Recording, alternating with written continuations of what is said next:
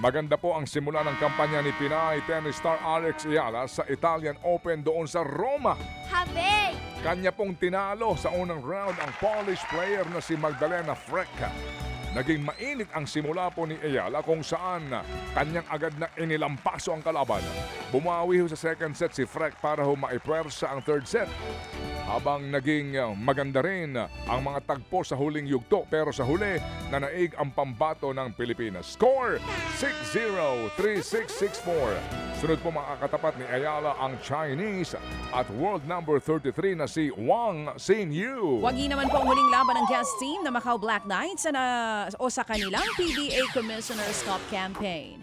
Pinabagsak po nilang Phoenix Fuel Masters 105-98. Gumawa nga ng 32 points si Jenny Leung o Jenning Leung.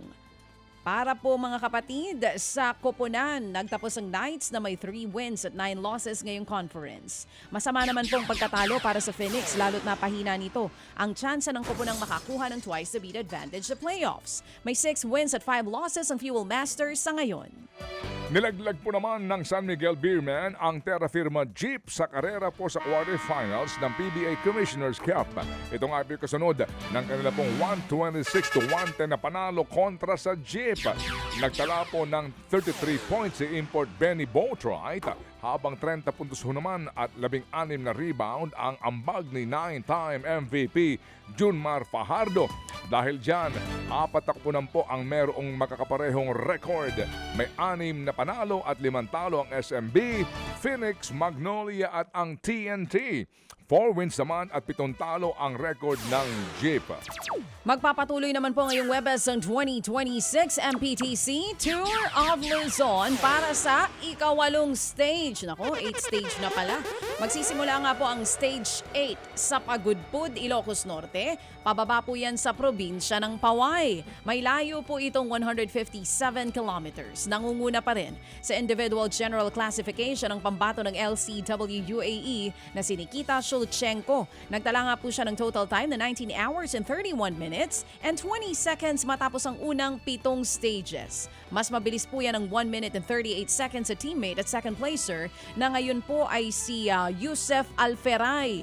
Pangatlo ang pambato ng Pilipinas na si Mervin Corpus na higit 4 na minuto naman ang layo kay Shulchenko. Bawi po sa ating mga siklistang Pinoy sa ika-8 stage ng MPTC Tour of Luzon powered by Smart, Maynilad at Meralco. Meron bang mga record ng mga timbang ng mga siklista? Nare-record naman yata Hindi, nila. kanilang mga weight, ano? Oo, kasi kailangan dyan talagang mas payat kayo. Totoo po yun, Parang sa kabayo din, yung mga hinete, maliliit. Kasi yung kanilang mga bisikleta, mga 6 to 7 kilos lang. Oo. So kahit gaano kagaan, kung mabigat yung siklista, may may bearing yung weight. So magagaan po sila, totoo yun.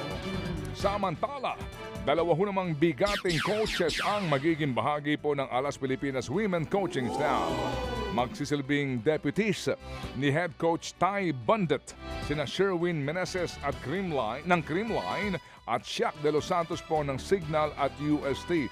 Dati na hong nagsilbing assistant ni Bundet itong si Meneses na sa Creamline at sa Ateneo.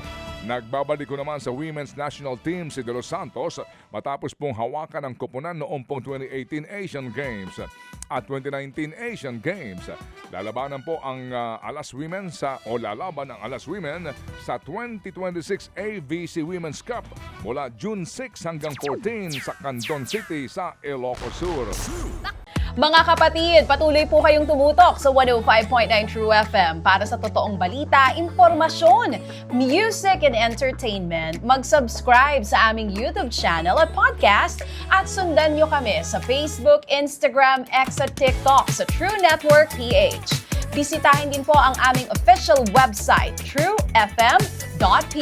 At panoorin din kami sa True TV Signal, Channel 19. Kami po ang 105.9 True FM. Laging true sa'yo, kapatid.